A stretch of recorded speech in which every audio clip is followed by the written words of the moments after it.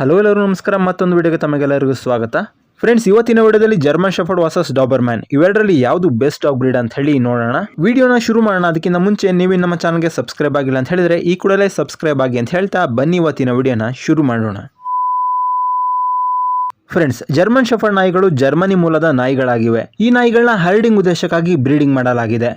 ಅಂತ ಹೇಳಿದ್ರೆ ಕುರಿ ಹಾಗೆ ಕೆಲವು ಸಾಕು ಪ್ರಾಣಿಗಳನ್ನ ಕಾವಲು ಕಾಯೋದಕ್ಕೋಸ್ಕರ ಈ ನಾಯಿಗಳನ್ನ ಬ್ರೀಡ್ ಮಾಡಲಾಗಿದೆ. ಇನ್ನು ಡಾಬರ್ಮ್ಯಾನ್ ನಾಯಿಗಳು ಕೂಡ ಜರ್ಮನಿಯ ಮೂಲದ ನಾಯಿಗಳಾಗಿವೆ.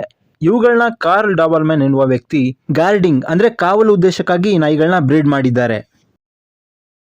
ಜರ್ಮನ್ ಶೆಫರ್ಡ್ ಹಾಗೆ ಡಾಬರ್ಮ್ಯಾನ್ ಎರಡು ಕೂಡ ಫ್ಯಾಮಿಲಿಗೋಸ್ಕರ ತುಂಬಾ ಪ್ರೊಟೆಕ್ಟಿವ್ ಡಾಗ್ಸ್ ಆಗಿರುತ್ತವೆ. ಸ್ಟ್ರೇಂಜರ್ಸ್ ಅಥವಾ ಬೇರೆ ಡಾಗ್ಗಳಿಂದ ಏನಾದರೂ ತೊಂದರೆ ಆದರೆ ತಮ್ಮ ಫ್ಯಾಮಿಲಿನ ಪ್ರೊಟೆಕ್ಟ್ ಮಾಡುತ್ತವೆ. ಕೆಲವು ಡಾಗ್ಗಳು ತಮ್ಮ ಫ್ಯಾಮಿಲಿನ ಕಾಪಾಡೋದಕ್ಕೋಸ್ಕರ ತಮ್ಮ ಪ್ರಾಣವನ್ನೇ ಕೊಟ್ಟಿರುವಂತಹ ಉದಾಹರಣೆಗಳಿವೆ. ನಿಮ್ಮ ಮನೆಯಲ್ಲಿ ಒಂದು ವೇಳೆ ಚಿಕ್ಕ ಮಕ್ಕಳು ಅಥವಾ ವಯಸ್ಸಾದವರು ಇದ್ರೆ ಜರ್ಮನ್ ಶೆಫರ್ಡ್ ಬೆಸ್ಟ್ ಆಗಿರುತ್ತದೆ. ಯಾಕೆ ಅಂತ ಹೇಳಿದ್ರೆ ಕೆಲವೊಂದ್ಸಲ ಡಾಬರ್ಮ್ಯಾನ್ ಬಂದು ಚಿಕ್ಕ ಮಕ್ಕಳೊಂದಿಗೆ ಅಗ್ರೆಸಿವ್ ಆಗಬಹುದು. ಯಾಕೆ ಅಂತ ಹೇಳಿದ್ರೆ ಡಾಬರ್ಮ್ಯಾನ್ ಬಂದು ಒನ್ ಮ್ಯಾನ್ ಡಾಗ್ ಆಗಿರುತ್ತದೆ, ಬೇರೆಯವ್ರನ್ನ ಹತ್ರಕ್ಕೆ ಸೇರಿಸೋದಿಲ್ಲ. ಜರ್ಮನ್ ಶೆಫರ್ಡ್ಗಿಂತ ಡಾಬರ್ಮ್ಯಾನ್ಗಳ ಹೈಟ್ ಬಂದು ಜಾಸ್ತಿ ಇರುತ್ತದೆ. ಜರ್ಮನ್ ಶೆಫರ್ಡ್ಗಳ ಹೈಟ್ ಬಂದು 23 ಇಂಚಿಂದ 26 ಇಂಚ್ ತನಕ ಇವುಗಳ ಹೈಟ್ ಇರುತ್ತದೆ. ಡಾಬರ್ಮ್ಯಾನ್ಗಳು ಬಂದು 25ರಿಂದ 28 ಇಂಚ್ ತನಕ ಇರುತ್ತವೆ. ಇನ್ನು ನೆಕ್ಸ್ಟ್ ವೆಯ್ಟ್ ನೋಡೋದಾದ್ರೆ ಜರ್ಮನ್ ಶೆಫರ್ಡ್ಗಳು ಬಂದು ಡಾಬರ್ಮ್ಯಾನ್ಗಳಿಗಿಂತ ಅಧಿಕ ತೂಕವನ್ನು ಹೊಂದಿರುತ್ತವೆ. ಡಾಬರ್ಮ್ಯಾನ್ ಡಾಗ್ಸ್ಗಳ ಆವರೇಜ್ ವೆಯ್ಟ್ ಬಂದು 34 kg ಆಗಿರುತ್ತದೆ. ಹಾಗೆ ಜರ್ಮನ್ ಶೆಫರ್ಡ್ಗಳ ಆವರೇಜ್ ವೆಯ್ಟ್ ಬಂದು 40 kg ತನಕ ಇರುತ್ತದೆ.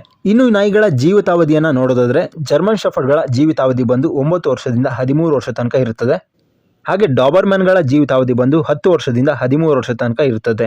ಇಲ್ಲಿ ನಾವು ಹೇಳಿರೋದಕ್ಕಿಂತ ಅಧಿಕ ವರ್ಷ ಕೂಡ ಡಾಗ್ಗಳು ಬದುಕಬಹುದು. ಅದನ್ನು ನೀವು ಹೇಗೆ ಸಾಕಿರ್ತೀರಾ, ಹೇಗೆ ಮೇಂಟೈನ್ ಮಾಡ್ತೀರಾ ಅದ್ರ ಮೇಲೆ ಕೂಡ ಡಿಪೆಂಡ್ ಆಗಿರುತ್ತೆ. ನೆಕ್ಸ್ಟ್ ಇವುಗಳ ಪ್ರೈಸ್ನ ನೋಡೋದಾದ್ರೆ ಡಾಬರ್ಮ್ಯಾನ್ಗಳ ಬಂದು ನಮಗೆ ಕರ್ನಾಟಕದಲ್ಲಿ 8,000ದಿಂದ 10,000 ತನಕ ಸುಲಭವಾಗಿ ಸಿಗುತ್ತವೆ. ಇನ್ನು ಜರ್ಮನ್ ಶೆಫರ್ಡ್ ಬಂದು 10,000ದಿಂದ ಸಿಗುತ್ತದೆ. ನಾವಿಲ್ಲಿ 8-10 ಸಾವಿರ ಹೇಳಿದೀವಿ ಅಂತ ಹೇಳಿ ಎಲ್ಲ ಕಡೆ ಇದೇ ಪ್ರೈಸ್ ಫಿಕ್ಸ್ ಇರೋದಿಲ್ಲ. ಒಂದೊಂದು ಕಡೆ ಒಂದೊಂದು ಪ್ರೈಸ್ ಇರುತ್ತೆ. ಇವುಗಳ ಕ್ವಾಲಿಟಿ ಮೇಲೆ ಕೂಡ ಡಿಪೆಂಡ್ ಆಗುತ್ತೆ. ನಿಮಗೆ 8-10 ಸಾವಿರದಿಂದ 1 ಲಕ್ಷ ತನಕ ನಾಯಿಗಳು ಸಿಗುತ್ತವೆ. ನೀವು ಜರ್ಮನ್ ಶೆಫರ್ಡ್ನ ಕೋಲ್ಡ್ ವೆದರ್ನಲ್ಲಿ ತುಂಬ ಚೆನ್ನಾಗಿ ಸಾಕಬಹುದು.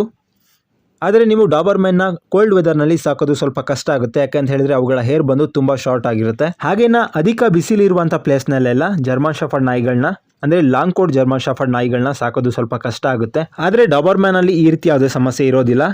ನೀವು ಬಿಸಿಲು ಜಾಸ್ತಿ ಇರುವಂಥ ಪ್ಲೇಸ್ನಲ್ಲೂ ಸಹ ಈ ನಾಯಿಗಳನ್ನ ಆರಾಮಾಗಿ ಸಾಕಬಹುದು. ಇನ್ನು ಟ್ರೈನಿಂಗ್ ವಿಷಯಕ್ಕೆ ಬರೋದಾದ್ರೆ ಇವೆರಡು ನಾಯಿ ಕೂಡ ತುಂಬ ಇಂಟೆಲಿಜೆಂಟ್ ಆಗಿರುತ್ತವೆ. ಹಾಗಾಗಿ ನೀವು ಸುಲಭವಾಗಿ ಟ್ರೈನಿಂಗ್ನ ಕೊಡಬಹುದು. ಆದರೆ ಡಾಬರ್ಮ್ಯಾನ್ಗೆ ಕಂಪೇರ್ ಮಾಡಿದ್ರೆ ಜರ್ಮನ್ ಶೆಫರ್ಡ್ ಅಧಿಕ ವೇಗವಾಗಿ ಕಲಿಯುತ್ತದೆ. ಯಾಕೆ ಅಂತ ಹೇಳಿದ್ರೆ top 10 intelligent dog breed list ನಲ್ಲಿ ಜರ್ಮನ್ ಶೆಫರ್ಡ್ ಬಂದು 3ನೇ ಪ್ಲೇಸ್ ನಲ್ಲಿದೆ. ಹಾಗೆ ಡಾಬರ್ಮ್ಯಾನ್ ಬಂದು 5ನೇ ಪ್ಲೇಸ್ ನಲ್ಲಿದೆ. ಈ ನಾಯಿಗಳಿಗೆ ನೀವು ಒಬಿಡಿಯನ್ಸ್ ಟ್ರೈನಿಂಗ್, ಶೋ ಟ್ರೈನಿಂಗ್ ಹಾಗೆ ಗಾರ್ಡಿಂಗ್ ಟ್ರೈನಿಂಗ್ ಇವುಗಳನ್ನ ಸುಲಭವಾಗಿ ಕಲಿಸಬಹುದು. ನಮ್ಮ ಕರ್ನಾಟಕದ ಪೊಲೀಸ್ ಶ್ವಾನ ದಳದಲ್ಲೂ ಸಹ ಹೆಚ್ಚಾಗಿ ಡಾಬರ್ಮ್ಯಾನ್ ಹಾಗೆ ಜರ್ಮನ್ ಶೆಫರ್ಡ್ ನಾಯಿಗಳನ್ನ ಬಳಕೆ ಮಾಡ್ತಾ ಇದ್ದಾರೆ. ಹಾಗೆ ಇವೆರಡು ಕೂಡ ಬೆಸ್ಟ್ ಗಾರ್ಡ್ ಡಾಗ್ ಬ್ರೀಡ್ ಆಗಿವೆ. ಆದ್ರೆ ಜರ್ಮನ್ ಶೆಫರ್ಡ್ಗೆ ಕಂಪೇರ್ ಮಾಡಿದ್ರೆ ಡಾಬರ್ಮ್ಯಾನ್ ಸ್ವಲ್ಪ ಅಧಿಕವಾಗಿ ಬೆಸ್ಟ್ ಆಗಿರುತ್ತೆ. ಯಾಕಂತ ಹೇಳಿದ್ರೆ ಡಾಬರ್ಮ್ಯಾನ್ಗಳನ್ನ ಗಾರ್ಡಿಂಗ್ ಉದ್ದೇಶಕ್ಕೋಸ್ಕರನೇ ಬ್ರೀಡ್ ಮಾಡಿದ್ದಾರೆ. ಆದರೆ ಜರ್ಮನ್ ಶೆಫರ್ಡ್ನ ಬಂದು ಹರ್ಡಿಂಗ್ ಉದ್ದೇಶಕ್ಕಾಗಿ ಬ್ರೀಡ್ ಮಾಡಲಾಗಿದೆ. ಹಾಗಾಗಿ ಡಾಬರ್ಮ್ಯಾನ್ಗಳ ದೇಹ ರಚನೆ ಕೂಡ ಗಾರ್ಡಿಂಗ್ಗೆ ಹೆಲ್ಪ್ ಆಗೋ ರೀತಿನೇ ಇರುತ್ತೆ. ಇವುಗಳಲ್ಲಿ ಹೆಚ್ಚಾಗಿ ಟೇಲ್ನ ಕಟ್ ಮಾಡ್ತಾರೆ. ಈ ರೀತಿ ಯಾಕೆ ಮಾಡ್ತಾರೆ ಅಂತ ಹೇಳಿದ್ರೆ ಈಗ ನಾಯಿ ಬಾಲ ಅಲ್ಲಾಡಿಸ್ತಿದೆ ಅಂತ ಹೇಳಿದ್ರೆ ಅಂತ ನಾಯಿ ಕಚ್ಚಲ್ಲ ಅಂತ ಹೇಳಿ ಗೊತ್ತಾಗುತ್ತೆ, ಫ್ರೆಂಡ್ಲಿ ಆಗಿರುತ್ತೆ ಅಂತ ಹೇಳಿ ಗೊತ್ತಾಗುತ್ತೆ. ಆದರೆ ಡಾಬರ್ಮ್ಯಾನ್ ನಾಯಿಗಳಿಗೆ ಬಾಲ ಕಟ್ ಮಾಡೋದ್ರಿಂದ ಬಾಲದಲ್ಲಿ ಯಾವ ರೀತಿ ಮೂವ್ಮೆಂಟ್ ಗೊತ್ತಾಗೋದಿಲ್ಲ. ಇದರಿಂದ ಆ ನಾಯಿ ಫ್ರೆಂಡ್ಲಿ ಆಗಿದೆಯಾ ಅಥವಾ ಅಗ್ರೆಸಿವ್ ಆಗಿದೆ ಅಂತ ಹೇಳಿ ಯಾರಿಗೂ ಕೂಡ ಗೊತ್ತಾಗಲ್ಲ. ಒಂದ್ ವೇಳೆ ಕಳ್ಳರು ಕಳ್ತನ ಮಾಡಕ್ ಬಂದಾಗ ಬಾಲ ಅಲ್ಲಾಡಿಸ್ತಿದೆ ಅಂತ ಹೇಳಿದ್ರೆ ಅವರು ಈ ಡಾಗ್ ಕಚ್ಚೋದಿಲ್ಲ ಅಂತ ಹೇಳ್ಬಿಟ್ಟು ಕಳ್ತನ ಆರಾಮಾಗಿ ಮಾಡ್ತಾರೆ. ಆದ್ರೆ ಡಾಬರ್ಮ್ಯಾನ್ಗಳ ಬಾಲ ಕಟ್ ಮಾಡೋದ್ರಿಂದ ಅದರಲ್ಲಿ ಯಾವುದೇ ರೀತಿ ಮೂವ್ಮೆಂಟ್ ಗೊತ್ತಾಗೋದಿಲ್ಲ.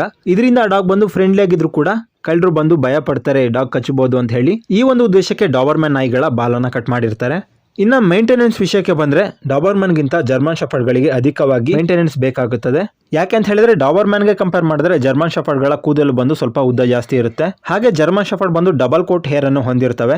ಈ ಕಾರಣದಿಂದ ಶೆಡ್ಡಿಂಗ್ ಟೈಮಲ್ಲಿ ಲಾಂಗ್ ಕೋಟ್ ಆಗಿರಲಿ ಅಥವಾ ಶಾರ್ಟ್ ಕೋಟ್ ಆಗಿರಲಿ ಯಾವುದಾದ್ರೂ ಕೂಡ ಅಧಿಕವಾಗಿ ಹೇರ್ ಫಾಲ್ ಆಗುತ್ತೆ. ಇನ್ನು ನಾಯಿಗಳಿಗೆ ವರ್ಕೌಟ್ ಅಥವಾ ಎಕ್ಸರ್ಸೈಸ್ ವಿಷಯಕ್ಕೆ ಬಂತು ಅಂತ ಹೇಳಿದ್ರೆ ಡಾಬರ್ಮ್ಯಾನ್ಗೆ ಕಂಪೇರ್ ಮಾಡಿದ್ರೆ ಜರ್ಮನ್ ಶೆಫರ್ಡ್ಗೆ ಅಧಿಕವಾಗಿ ವರ್ಕೌಟ್ ಬೇಕಾಗುತ್ತೆ. ಯಾಕೆ ಅಂತ ಹೇಳಿದ್ರೆ ಈಗ ಬರ್ತಿರುವಂತಹ ಜರ್ಮನ್ ಶೆಫರ್ಡ್ ನಲ್ಲಿ ಆಂಗ್ಯುಲೇಷನ್ ಇರುವಂತಹ ನಾಯಿಗಳು ಹೆಚ್ಚಾಗಿ ಬರ್ತಾ ಇದೆ.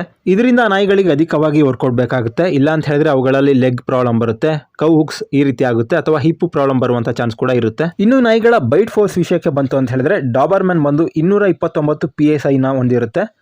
ಹಾಗೆ ಜರ್ಮನ್ ಶೆಫರ್ಡ್ ಬಂದು 238ರಿಂದ 291 PSI ಅಂದ್ರೆ ಪೌಂಡ್ ಪರ್ ಸ್ಕ್ವೇರ್ ಇಂಚ್ ನ ಹೊಂದಿರುತ್ತವೆ.